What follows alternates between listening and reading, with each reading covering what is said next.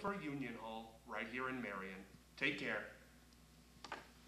Here's welcoming you to the Wednesday midday edition of The Exchange here, joined by my good pals Fritz the Night Owl, Marianne Michaels, and Charlie Evers. And as you know, every Wednesday we're joined by another good friend, Dr. Scott Gray, who we'll get to in just a moment. But first we need to check in with our sponsors, as today's episode of The Exchange is brought to you by Night Owl Theater, located on the net at fritzlives.com. For more info, email nightowltv@yahoo.com. Bucyrus Placemats. To put an ad in, call Wayne at 419-562-8473, located at 116 Wayne Avenue in Bucyrus, also on the net at bucyrusplacemats.com. And by the Ohio Neck and Back Pain Relief Center, Scott M. Gray, D.C., across from the Marion Center between TSC and Kroger. Call 740-386-6580, and we certainly thank them all. And as we do each and every day, especially on the midday edition, we're going to head to our good pal, the horribly dressed Charlie Evers, the fashion don't, as I like to call him. Well, yeah, as of yesterday's program, I got rid of my tie. Yeah. Your confidence is ruined. Yes. But I want to tell you something that not many people talk about in Marion. Back in the good old days, as they're called, they used to have the numbers racket. In fact, it was all over the country. People used to open up magazines and claim that there'd be numbers in the binding, and those numbers would be tips on what to play next. And of course, it was all illegal. But you could go to any bar in town and a lot of other establishments and play the numbers. And I did when I was a kid. I used to save my nickels and spend about a nickel a day. You could box the numbers, just like I think they do it on the Ohio Lottery now. Now, what's playing the numbers mean? Well, you pick out a number and you put your money on it, and if that number coincides with something to do with the New York Stock Exchange that day, why, you're the big winner. Now, who was your broker or... Oh, a man that we only knew by the name of Bluegrass. Bluegrass had a satchel that he would hitchhike from Bucyrus to Marion and back. And in that satchel, who knows what was in that satchel other than money. But, yeah, Bluegrass, never forget him. Where is he at? 6 feet under. Pushing up daisies. Every time I ask you that, these people are dead, Charlie. That's right. Bring me somebody alive tomorrow. Well, I want somebody living. Not Bluegrass or the players or somebody living. Well, I tell you, if people watch or listen to Bucyrus, they know what I'm talking about when I say Bluegrass. Left quite a mark over in the Bucyrus area.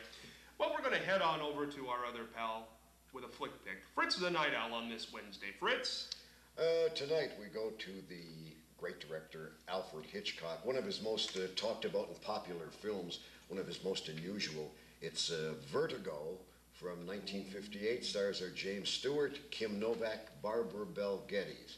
Sidetrack here, you may remember Barbara Bel Geddes best as Mama Ewing, JR's mother on the old show Dallas. Nonetheless, in Vertigo, James Stewart is a retired detective who is hired by a friend of his to keep an eye on the friend's wife, played by Kim Novak. Naturally, Jimmy Stewart falls in love with Kim Novak, the lady he's watching. In addition, he has a former lady that he was in love with who died, and so now he's trying to recreate Kim Novak in the image of his past girlfriend, his past love. Adding to his problems, he has severe acrophobia, which was one of the reasons he had to leave the police force in the first place. He experiences extreme fear of height, and he gets incredible dizziness and visions of unreality, which is called vertigo, which is the representation of the acrophobia, hence the movie's title, Vertigo. And to create the vertigo effect, Alfred Hitchcock had tried to do this thing where he would both take the camera and dolly out and zoom in at the same time. He tried it in Rebecca, didn't work, but by the time Vertigo came around in 1958, he had it right. Cost him $19,000 to get the effect, but it was an effect never before seen in any other film, and is a completely unique Hitchcock movie shot. And again, that alone for the movie freaks out there is worth watching Vertigo. Bernard Herrmann wrote again one of his great movie scores. Always the music is great. Catches the haunting, dreamlike, surrealistic mood of the film. Definitely one worth watching. Definitely make sure that you are permanently secured in your easy chair or Barca lounger. When you're watching it, you may fall out and experience vertigo. Alfred Hitchcock, 1958, James Stewart, Kim Novak. Vertigo was a great movie. That's one of the ones I have seen. Alfred Hitchcock, I love anything he did. And Barbara Bel Geddes, boy, was she great in that movie, and she was great as Miss Ellie. Yeah, Miss Ellie. On Dallas. Boy, she was just I had a touch of vertigo at one point, but that's a good movie. Vertigo is a terrible thing, by the way. I've had it. It gets in your ear, and oh, it's horrible. Can't get out. It's a mess. Anyway, as we do each and every Wednesday, we're joined by our good pal, Dr. Scott Gray. Doctor, how are you? Very good today, thank you. I'm glad you were able to come in. Now, did you see the malfunctions going on over here? I did, yes. We had a little microphone malfunction. Little there. microphone I think malfunction. everyone else missed it, but I it was did. quite entertaining for us. It was poor Charlie once again. And you were an engineer at one point, right, No, Charlie? that microphone got to be a pain in the neck. Yes, it did, absolutely. Hey, there you go, nice tie-in. Now, Doctor, what's new in the world of chiropractic? Well, actually, I was coming over here today, and I was thinking about a story of when I grew up, and really one of the reasons I got into chiropractic, besides the car accident that I had, one of the reasons that I went to a chiropractor was because of one of my grandmothers. And when I grew up, we had our family obviously living together, and then both of my grandmothers lived with us as well. So I had that opportunity and that privilege, and I wasn't spoiled or anything, Oh, having no, two grandmothers living with me, not at all. But two grandmothers, and of course my last name is Gray, so I had Grandma Gray, and then I also had Grandma Brown. So we had two colors there. My mom, when she got married, she just went from brown to gray, just switched colors. And it was easy to tell them apart. A lot of my friends, when they came over, they would ask, which one's which. Grandma Gray had gray hair, Grandma Brown had brown hair. So it was easy enough to know which one was which.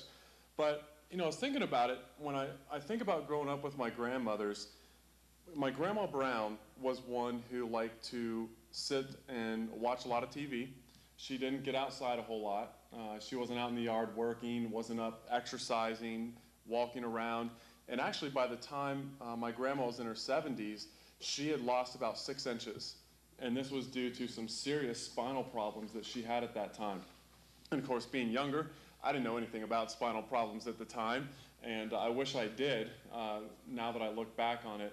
But she suffered from a lot of pain. She used a walker to get around, and had to help her a lot when we'd go to church and go out to eat.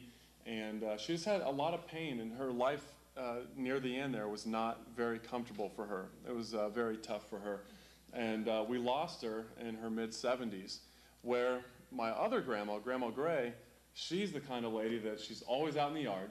She's always out doing something. She's got to be up, moving around. She would clean the house, and one thing that would drive my mom crazy is she'd go and clean our rooms for us because she needed something to do. And so, my mom's like, they're not going to pick anything up. Their wives are going to hate you once they get used to that. But my Grandma Gray was always moving around, always doing things, and always active. And my grandma went to a chiropractor since she was very young. So she's had chiropractic care for many, many years.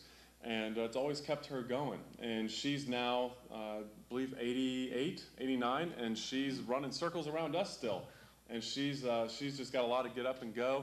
And she's still outside mowing the grass. She's still out there planting flowers. She's still doing all of those things. And when I look back at that, I've never really put it together before. You look at people's lifestyle and the amount that they move around, the activity that they do, and the effect that it has on their health. And if you look at my grandma's, my Grandma Brown, who had lost 6 inches with serious spinal problems, those were never taken care of. And, I wish to this day that I could go back and, you know, be able to help her, you know, help her to have longer life, help her to encourage her to be more active. But I just didn't know those things at the time. And, you know, it's one of those things, I just got married in the last year, and my Grandma Gray was able to be there, and, you know, she has a good relationship with my wife now, and my Grandma Brown, you know, never got that. So it's one of those things that our health has such a big effect on relationships and everything. So it's just something I was thinking of, and how our activity level and how we take care of ourselves really affects our health. You know, something that's interesting, one of the things there is that older people do lose height as they get older. What effect does that have on the back?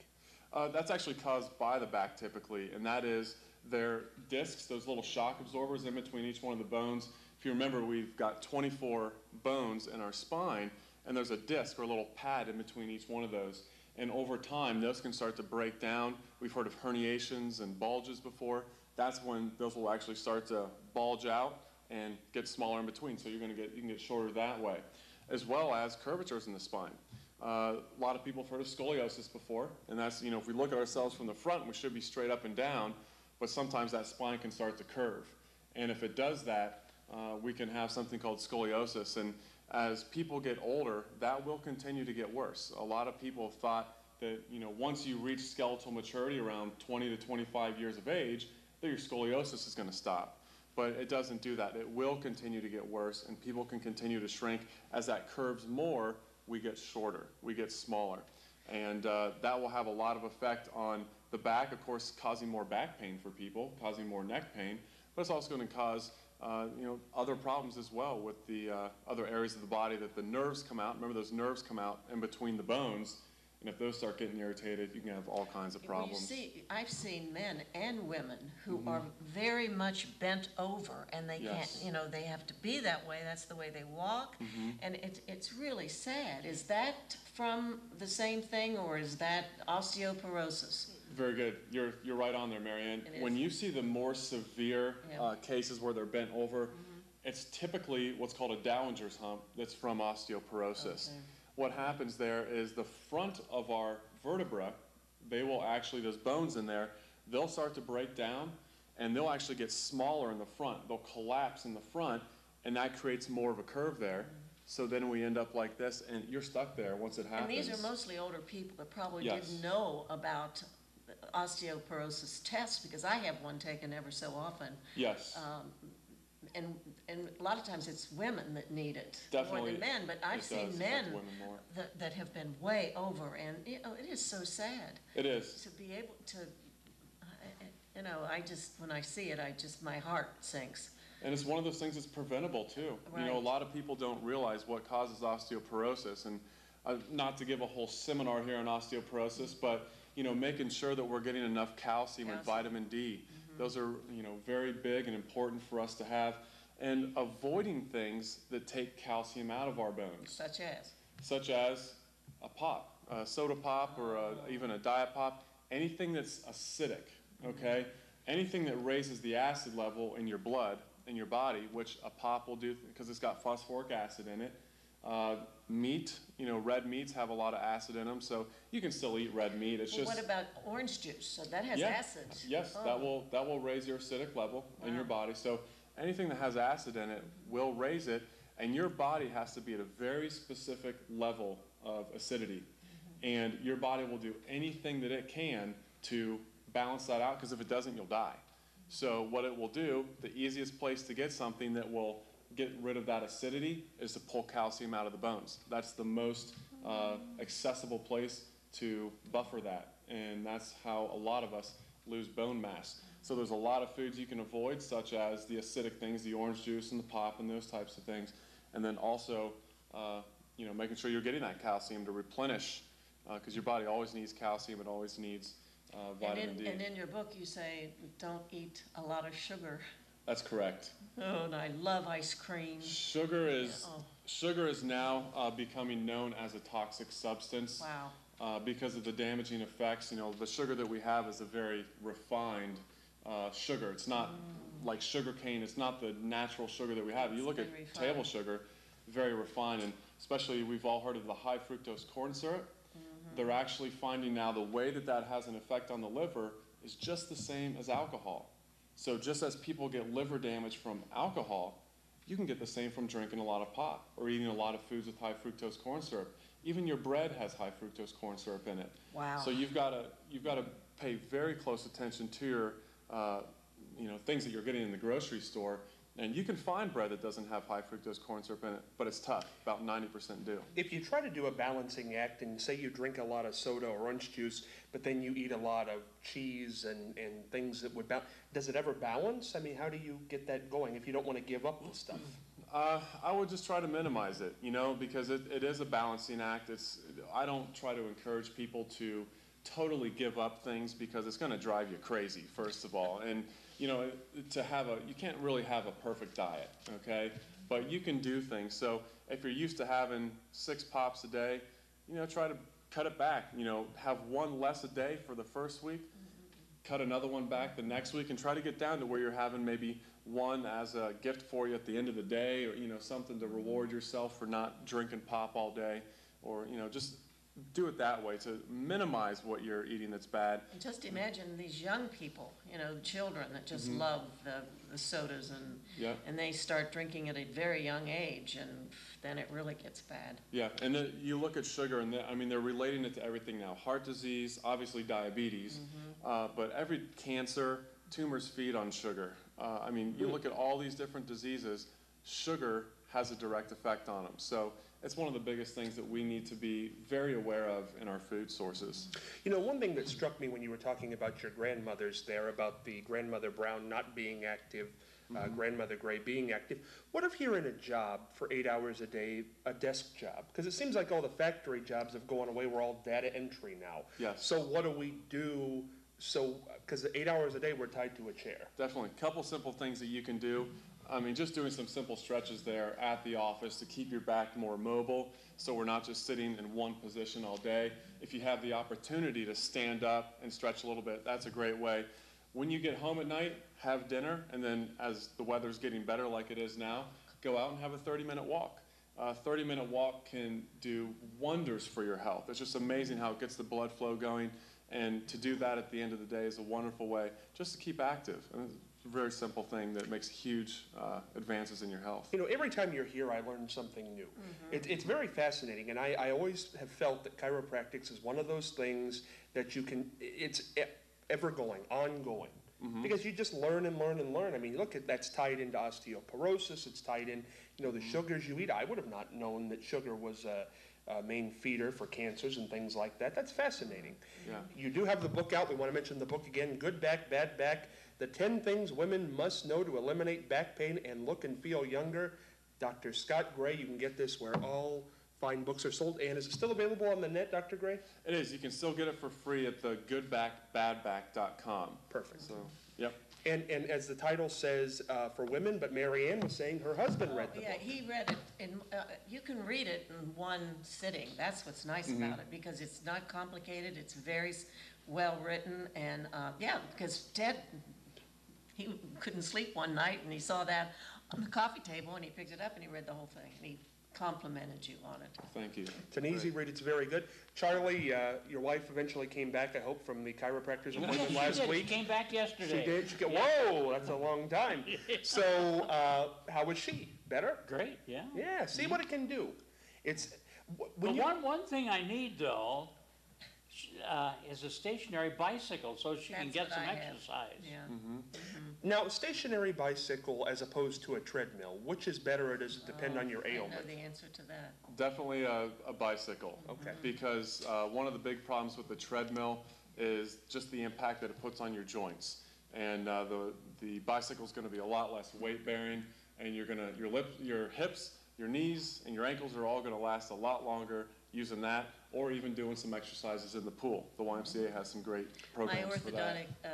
orthopedic doctor told me not to use a treadmill because your feet are up like this instead of flat. You're better off to walk outside Yes. instead of on a treadmill, because your feet are like this and they should be flat down. And also when that treadmill, that thing is moving, so when you step down, it actually can jam your joints and cause more problems with your toes as well. Now, a recumbent bike as opposed to walking outside, which is better?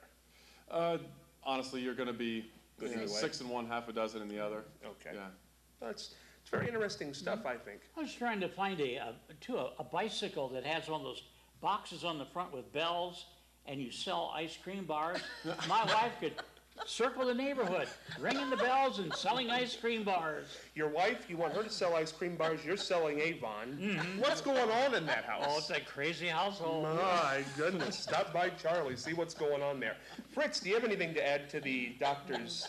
Only that, two things. One is I'm actively and negatively involved with both scoliosis and osteoporosis. But I was going to ask, what about supplements, pills? Yeah, definitely. Calcium. Calcium is a great supplement to do. I always tell people the first thing you want to do is make sure you're getting it in your food, okay? Before you even think about supplementation, eat a lot of green leafy vegetables. You think about the biggest animal in the world, an elephant. It's a vegetarian. It just eats green leafy stuff, and it has the biggest bones in the world. So it's got enough calcium for it. So make sure you're getting it out of there, but also you want to make sure that you're getting a good supplement. Some of them use calcium carbonate, which doesn't absorb well. Calcium citrate's better, or some of the coral calcium and things like that are some great supplements. That's in the book too. Yes, I do go over that in the book as well. Well, let's head on over to our mailbag question this week. It's always very fascinating, Dr. Gray. This is one with troublesome neighbors again, and I think this is a much more tentative event than we talk about. Just kind of go tell somebody something. I don't think you can do that. Neighbor's going to be dropping water balloons on you or something. My neighbors who live above will not be quiet. I have tried to reason with them, but it doesn't seem to work. How can I make peace without problem? Paula in Upper. And she's up. Charlie, what do you do? The noisemaker lives upstairs? Right. Oh, well, my grandfather, I tell you what my grandfather did. To get if my grandmother was upstairs with visiting with ladies, at a certain time of night, he'd poke the ceiling with a broom. It's a subtle hint on, hey, it's time to get to bed. No, I don't know what you would do about somebody living up. Yeah, see, because I think if you have a neighbor that close to you and you irritate them, you're going to have a problem. Oh, It's going to be big time issue. You can go up and threaten them all you want, but it's going to be an issue. Dr. Gray, what would you do? I don't know. I've been on the other end of that sometimes because I love hearing Fritz stuff that he talks about because I'm kind of a home theater movie junkie, and so sometimes people tell me to turn my movies down because they're up a little bit, but I just try to do what I can to turn it down and not blow them out of the apartment or anything like that. But if they're just not listening, I mean, you may have to go to the authorities. It's one thing that you don't want to do, but if someone's not willing to reason with you, that's disrespectful, and you may have to do things that you don't want to do, but it's not your fault that you have to do that. I certainly don't think it's your fault, but I think the problem then becomes, are you willing to deal with the repercussion? I mean, the noise is bad, but somebody coming down and slugging you across the face might be worse for you. Yeah, I hope they wouldn't do that to Paula. Yeah, well, that's what, a woman who lives alone may be even more of a problem. Would just be worried about the repercussions of it. Yeah. What do you think, Mary Ann? That is a very, very difficult thing to settle. I think the person has to be very diplomatic when they complain. And, just try to really be nice and say, is there something that I can do to help you cut down on the noise? I mean, maybe the walls are very thin, who knows? But another thing that upset people, and it's upset me before, is to have neighbors that have little dogs that go, I've never complained, but I've always felt like it. Why don't you? I just don't want to do that. I just, I know. Because you can't help it. It's a dog. What are you going to, can't tell the dog not to do it. So how are you going to? I think it comes back to the thin wall thing, if it's thin No, but walls. this is neighbors across the street. Oh, well. But there's been something that has happened because I don't hear it anymore. I think there's something that you can get to stop your dog from barking like that. It seems to me I read something. I don't know what it is, but no, Stun it's gun. not a problem. No. And I love dogs, and I love animals. So it's the poor dog is unhappy, I guess. But Fritz, what do you think? Well, is it an apartment, a condo, Yes. private home? We have to- Who's the landlord? I don't know who the landlord And I is. think that and what kind of noise is it? Is it like the doc's television set? Is it break dancing on the living room floor? Is it a musician who's got a 4,000 watt amp sitting in the living room? So I think a little more information would be needed before. But as I say, there is always the landlord, unless the person upstairs is the landlord, then you got a problem. Earplugs. Earplugs. Why not earplugs? You'll be able to sleep right through it. If you have a question for the mailbag, you can join us on Facebook under the name The Exchange Marion, or email us at irmcommunication@gmail.com. Thank you, Doctor. We'll be back on Thursday.